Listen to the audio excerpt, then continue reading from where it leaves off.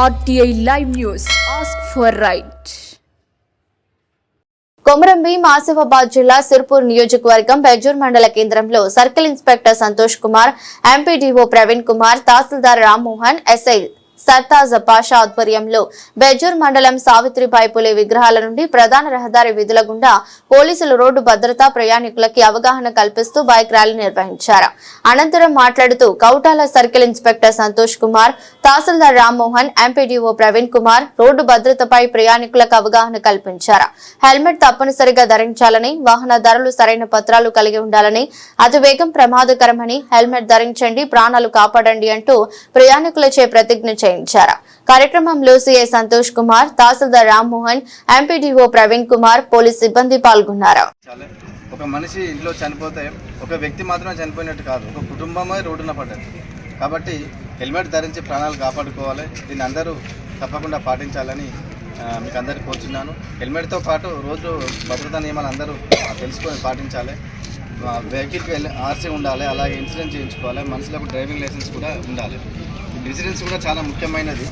మనం ఒక 2 వీలర్కి అయితే సంవత్సరానికి ఒక 1500 2000 కడతాం. దానివల్ల ఒకవేళ మన కుటుంబ పెద్దకి ఏమన్నా అయిందనుకోండి, జీవితాంతం కుటుంబము పోషించేవాళ్ళు ఉండదు.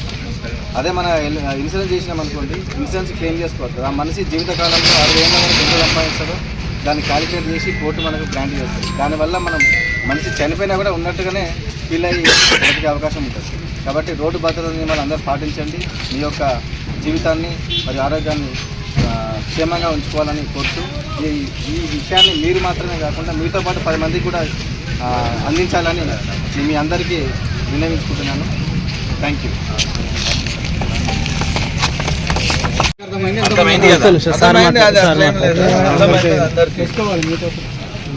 రోడ్డు భద్రత వారోత్సవాలను పురస్కరించుకొని బెజ్జూరు గ్రామంలో మండల కేంద్రంలో ఈరోజు బైక్ ర్యాలీ గౌరవ సిఐ గారు మరియు ఎస్ఐ గారు, ఎస్పీ గారి ఆదేశాల మేరకు ఈరోజు బైక్ ర్యాలీ తీయడం జరిగింది.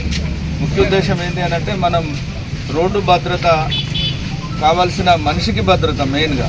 మనిషి రోడ్డు మీద వెళ్తున్నప్పుడు, బైక్ మీద వెళ్తున్నప్పుడు, కారులో వెళ్తున్నప్పుడు ఏమేమి జాగ్రత్తలు తీసుకోవాలి, మన ప్రాణాలు పోకుండా ఉండడానికి, యాక్సిడెంట్లు కాకుండా ఉండడానికి, దీని మీద ప్రతి ఒక్కరికి అవగాహన కలగాలనే ఉద్దేశంతో ఈరోజు బైక్ ర్యాలీ నిర్వహించడం జరిగింది. ముఖ్యంగా బైక్ ర్యాలీలో ముఖ్యంగా మేము హెల్మెట్ పెట్టుకొని ధరించి మన మండల కేంద్రంలో వీధులన్నీ తిరిగి ఇక్కడ రావడం జరిగింది. కాబట్టి దయచేసి సోదరులందరూ కూడా మద్యపానం మానండి. డ్రైవింగ్ చేసేటప్పుడు అది లేకుండా కార్ డ్రైవింగ్ కానీ బైక్ డ్రైవింగ్ కానీ చేయండి. యాక్సిడెంట్లకు గురి కాకుండా చూసుకోవాలని మా తరఫున కోరుతూ ఒక నినాదం చేద్దాం అందరం. ఈరోజు ఇప్పుడే బైక్ నడిపేటప్పుడు హెల్మెట్ ధరిద్దాం, ప్రాణాలను నిలుపుకుందాం. నేను హెల్మెట్ ధరిద్దామనంట, మీరు ప్రాణాలను కాపాడుకుందామని అన్నట్టు. ఓకేనా? రెడీ అందరూ? ఓకే. హెల్మెట్ ధరిద్దాం, హెల్మెట్ ధరిద్దాం, ధరిద్దాం, ధరిద్దాం. థ్యాంక్ యూ అందరూ.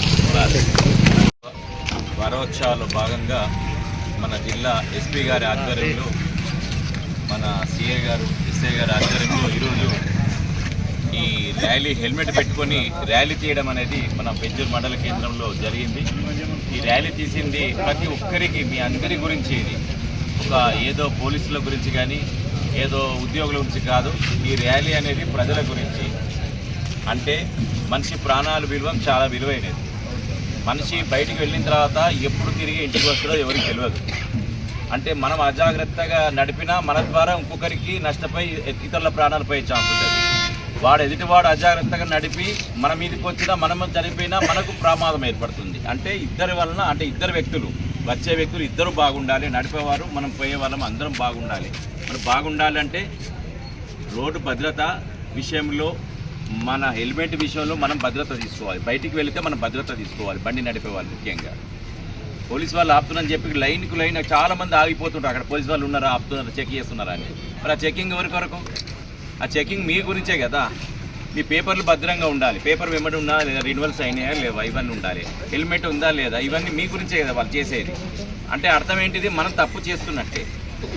రేపు పొద్దున యాక్సిడెంట్ అయినప్పుడు మీకు ఇన్సూరెన్స్ పేపర్లు ఏమనుకో మీకు ఏం కావు, మీ కుటుంబానికి ఏం రాదు, ₹1 కూడా డబ్బు రాదు ఇన్సూరెన్స్ లేకపోవడం వల్ల. మీరు ఎదుటి వానికి యాక్సిడెంట్ చేసినా అతనికి కూడా రాదు.